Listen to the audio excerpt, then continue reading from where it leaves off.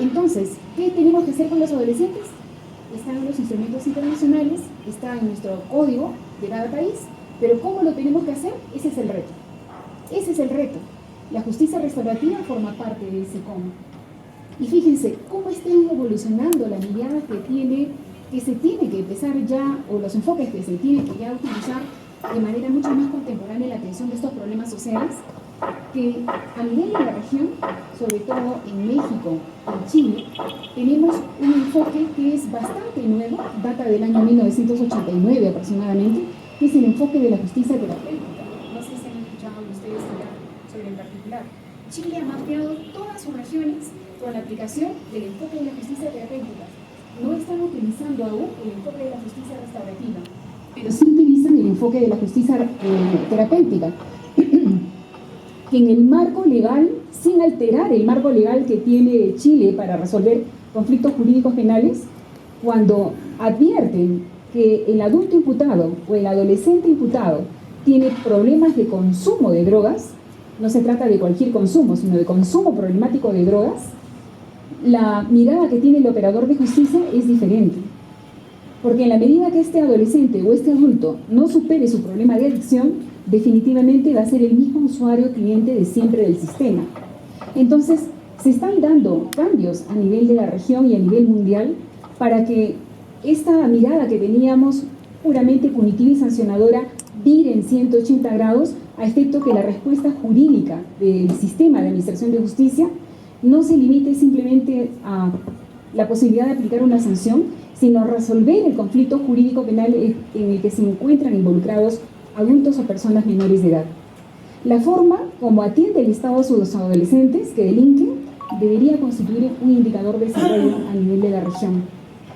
¿Cuánto dinero, cuánto presupuesto se destina para la atención de adolescentes en conflicto con la ley penal en Bolivia, en Perú? Me cuesta decirlo, pero en nuestro país, a nivel institucional, no podemos hasta ahora cuantificar cuánto le demanda a la Fiscalía atender a un adolescente en conflicto con la ley penal.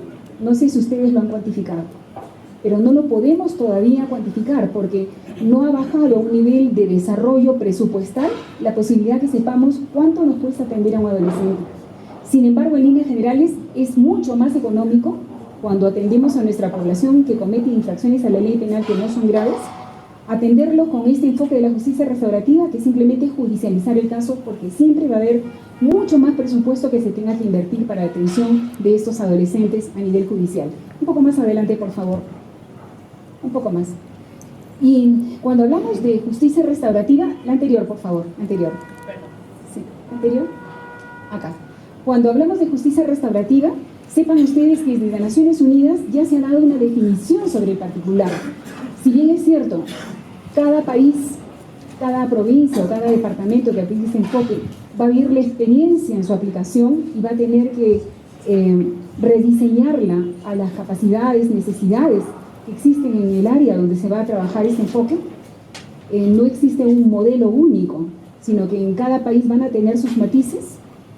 Naciones Unidas ha conceptualizado, ha definido la justicia restaurativa en estos términos: una respuesta evolucionada al crimen que respeta la dignidad de cada persona, que construye comprensión y promueve armonía social a través de la sanación de las víctimas, infractores y la comunidad. Y es desde esta perspectiva, un poco más adelante por favor, y desde esa perspectiva que ya a nivel latinoamericano inclusive tenemos hasta una declaración iberoamericana de justicia juvenil restaurativa, que son las pautas mínimas que cada país tiene que recoger al momento que aplica desde su experiencia este enfoque moderno y contemporáneo de hacer justicia. Cuando hablamos del enfoque restaurativo de justicia juvenil, no hablamos de abolicionismo penal, proteccionismo tutelar o justicia blanda. Nos referimos a una justicia de las pequeñas cosas, no nos referimos a una justicia de las pequeñas cosas o de las infracciones leves, y mucho menos de impunidad o de ingenuidad penal. La justicia como enfoque restaurativo puede entenderse como una mirada diferente de la justicia juvenil, una mirada que aborda de manera integral y respetuosa al adolescente, al joven infractor, a las víctimas directas o indirectas y a la comunidad. Propone una visión humanista sobre el rol de las propias instituciones que forman parte del sistema de justicia y de sus operadores jurídicos y no jurídicos. Visibiliza al adolescente, haciéndolo sujeto de derechos y garantías. hace del proceso penal un proceso fundamentalmente educativo y pedagógico que permita llegar a la responsabilización. Para hablar de justicia restaurativa, si no entendemos que se apoya en la responsabilidad del adolescente, en la reinserción social y en la reparación, no hablamos de justicia restaurativa.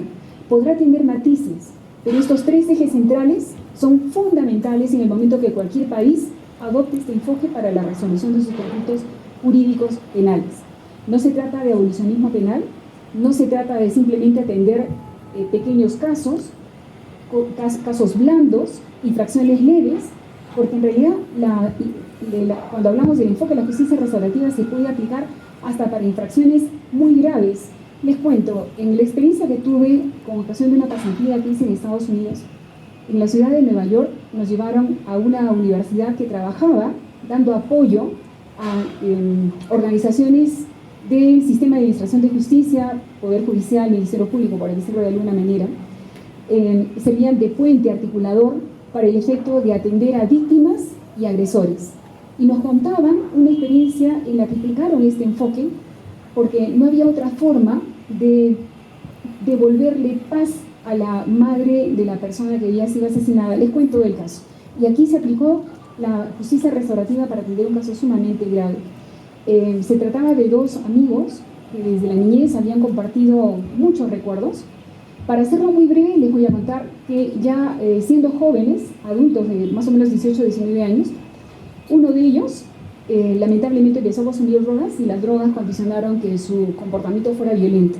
Los dos asistieron a una reunión, a una fiesta. El joven ese que después terminó procesado se puso violento, agrediendo a otra persona en la reunión, y el amigo, hijo único de una madre que adoraba a este hijo, se puso en medio de estos dos muchachos para que dejaran de pelear. Lo es cierto que el que estaba mareado y drogado sacó un arma y por dispararle a quien quería dispararle, le disparó al amigo y lo mató, ¿no? Tuvo a pocas horas de agonía y lo cierto es que ese muchacho murió. Al agresor lo condenaron, ¿no? El tema fue que la madre, cuyo único hijo ya estaba en mejor vida, no encontraba consuelo. Entonces, esta señora fue a recibir atención especializada en esta universidad, y esta universidad, el profesional que la atendió, conociendo el drama que vivía esta señora, intentó practicar encuentros restaurativos con el agresor, pero primero fue a ver a ese muchacho para ver cómo se encontraba, y ese muchacho no tenía paz. Había sido condenado a una pena muy alta, pero tenía un cargo de conciencia muy grave por el amigo que había asesinado.